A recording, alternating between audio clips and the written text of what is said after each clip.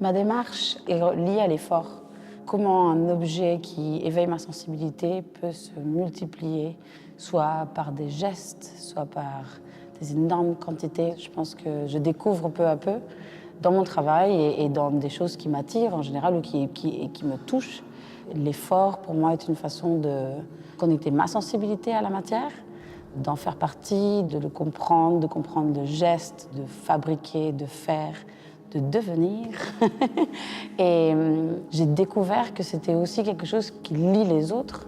C'est un sentiment que nous avons en commun. L'éveil de curiosité est quelque chose qui m'intéresse. Ma démarche est dans un constant éveil de ma curiosité d'abord, puis après l'autre est invité aussi à s'approcher s'il veut. Il y a dans mon travail une nécessité à travailler avec l'abondance d'objets, d'une certaine façon occuper tout l'espace. En entrant dans la sacristie, le sentiment était différent. En découvrant les autres artistes, la nécessité du lieu, l'importance de partager le lieu avec les autres, a organisé d'une certaine façon la forme de cette pièce, ma sensibilité. Le lieu a une sorte de présence assez intense. J'ai la sensation que nous avons, moi comme les artistes, une grande chance de pouvoir passer pendant un petit moment à l'intérieur de son histoire, de l'histoire de la sacristie.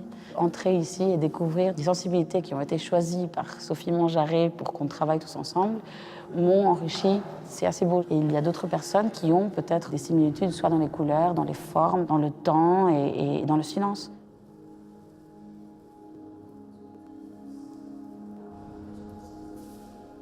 J'ai 2 nationalités et j'ai 2 cultures différentes avec lesquelles j'ai grandi. Au fait, il y a quelques années, un très bon ami à moi m'a dit « Ton travail et ta démarche aussi a 2 approches complètement différentes, comme toi. » Ça m'arrive très souvent de travailler avec des grands volumes, des choses qui ont une sorte de nécessité viscérale et assez grande. Et d'autres dans lesquelles je vais faire des objets qui sont beaucoup plus petits, mais qui sont extrêmement chargés d'une symbolique qui m'est très personnelle. Je pense que dans les 2, il y a ça, au fait, d'inviter à s'approcher et inviter à voir le secret, le trésor. Dans cette pratique constante dans laquelle je travaille énormément, il y a de la multiplication, de la répétition, du faire, au point de devenir, au fait, peut-être un geste. Et dans le faire, il y a des gestes qui, pour moi, débordent de générosité. Il faut absolument que je les partage. Et c'est là que j'ai décidé de faire aussi des performances dans lesquelles j'invite des grandes quantités de personnes à vivre ces mêmes expériences aussi.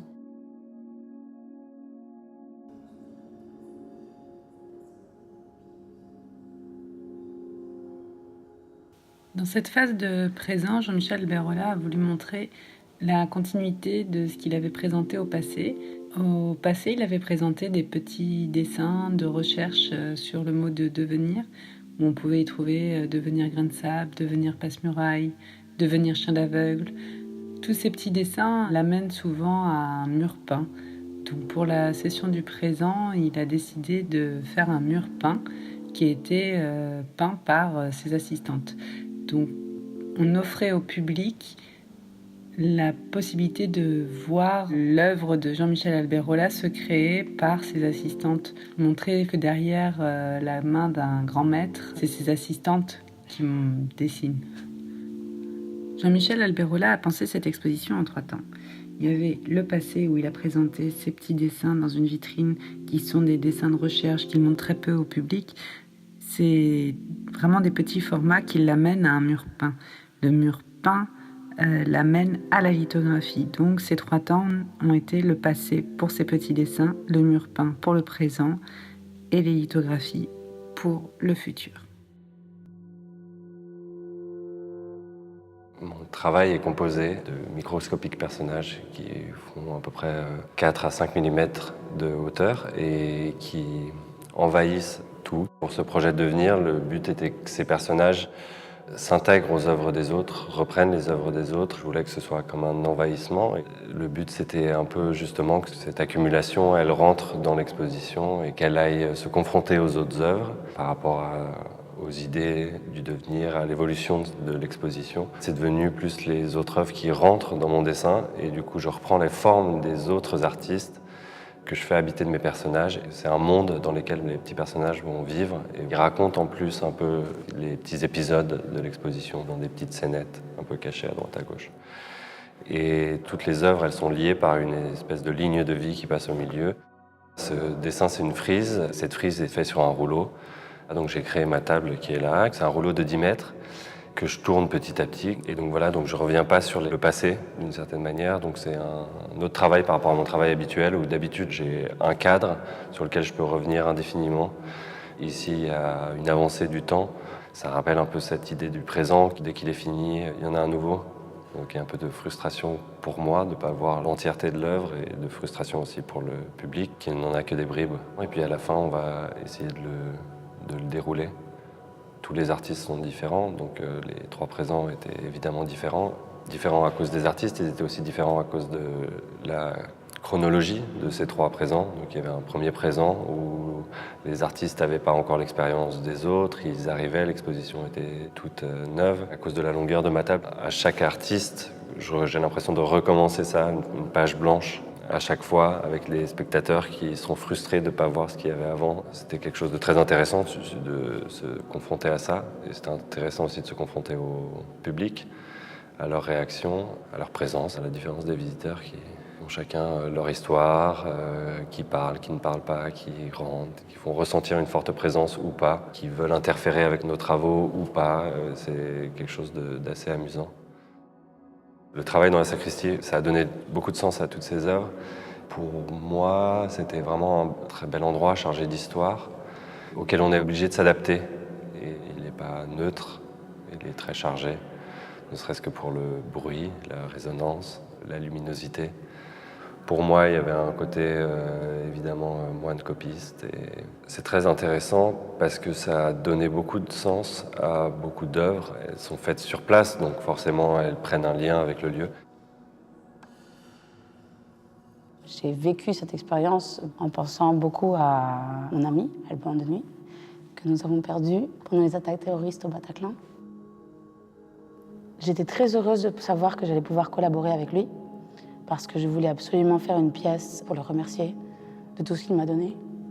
Il travaillait surtout avec les standards de mesure et les normes dans lesquelles on habite. Il avait une façon assez sublime de toucher au fait ma sensibilité avec tout ce qu'il faisait, surtout sa parole et son approche de la matière, son approche de sa propre pensée aussi, et celle des autres. Il y a très longtemps, dans la ville où j'habite, j'ai eu un objet dans les mains, un mètre en papier. Quand j'ai eu dans mes mains, j'étais tout de suite détruit. Mais pas de destruction dans le sens de disparition, mais plutôt de transformation. En détruisant ce mètre, on ne pouvait plus, bien évidemment, mesurer. Du coup, j'ai trouvé une petite boîte. Je l'ai mise à l'intérieur. Je me suis dit, quand je reverrai Alban, je vais lui offrir la démesure. Et j'avais dans ma tête ce sourire qu'il allait avoir dès le moment où je lui donnerais cette boîte. J'ai décidé de faire une pièce qui soit en relation avec ce sentiment. Quelque chose qui se divise, qui reste en ensemble pour pouvoir créer, pour pouvoir partager au fait un sentiment justement de démesure. Je suis allée très souvent dans des mêmes magasins d'occasion là où j'habite pour trouver des patrons de vêtements qui avaient été usés ou vécus avec d'autres personnes.